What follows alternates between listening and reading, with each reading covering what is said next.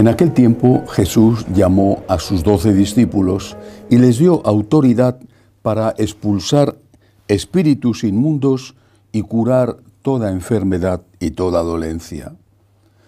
Estos son los nombres de los 12 apóstoles. El primero, Simón, llamado Pedro, y Andrés, su hermano, Santiago, el de Zebedeo, y Juan, su hermano, Felipe y Bartolomé, Tomás y Mateo el publicano, Santiago el de Alfeo y Tadeo, Simón el de Caná y Judas Iscariote el que lo entregó. A estos 12 los envió Jesús con estas instrucciones: no vayáis a tierra de paganos ni entréis en las ciudades de Samaria, sino id a las ovejas descarriadas de Israel. Id y proclamad que ha llegado el reino de los cielos. Palabra del Señor. Gloria a ti, Señor Jesús. Este evangelio es del Evangelio de San Mateo, el relato de la institución de los 12 apóstoles. Aparte de la personalidad especial de cada uno, hay algo que les hace iguales a todos. Son seres humanos. No son ángeles del cielo, son seres humanos. Uno era de una manera, el otro de otra.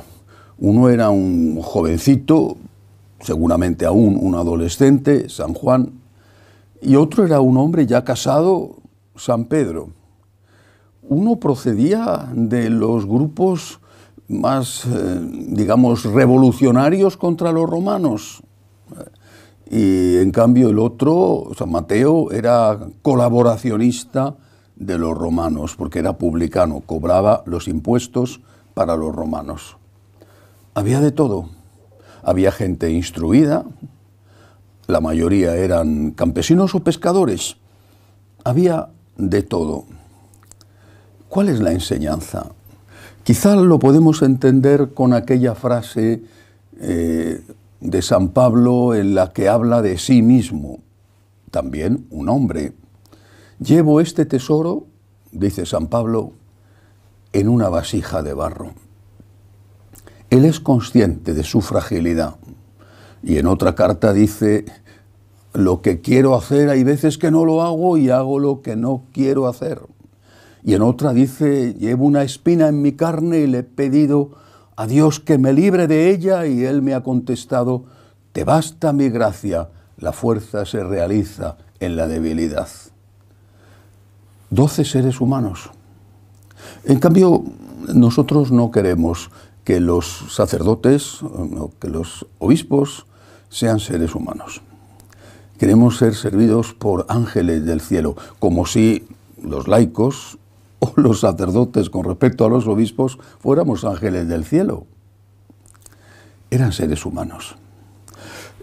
Y pecadores, bueno, lo habían sido por lo menos, y nos consta que San Pedro lo siguió siendo, porque traicionó a nuestro Señor en la noche del Jueves Santo, negándole 3 veces.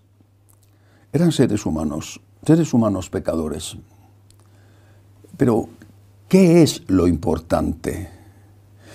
Porque si nos fijamos en la vasija de barro, podremos ver una vasija de barro más o menos bonita o más o menos agujereada, frágil. Pero es que eso es la copa, la vasija. Lo que debemos tener en cuenta no es el recipiente, sino el contenido. Llevo este tesoro, dice San Pablo, en una vasija de barro. Y nosotros nos fijamos en la vasija, cuando lo que tenemos que fijarnos es en el tesoro, en el contenido. El Señor les dice a todos ellos: id y evangelizad, id y predicad. Y se lo dice al que tiene un carácter agradable, simpático, paciente. Y se lo dice al que tiene un carácter difícil, incluso violento. Y se lo dice al humilde, y se lo dice al orgulloso, y se lo dice seguramente al que era más puro y casto de todos, San Juan, y se lo dice al que quizá tenía una historia detrás no tan pura y tan casta. Se lo dice a todos. El Señor sabe cómo son y los elige sabiendo cómo son. El Señor sabe cómo somos y nos elige sabiendo cómo somos. ¿Qué es lo importante? Lo que no debemos olvidar y lo que tenemos que pedir. Lo que tenemos que pedirle a los sacerdotes.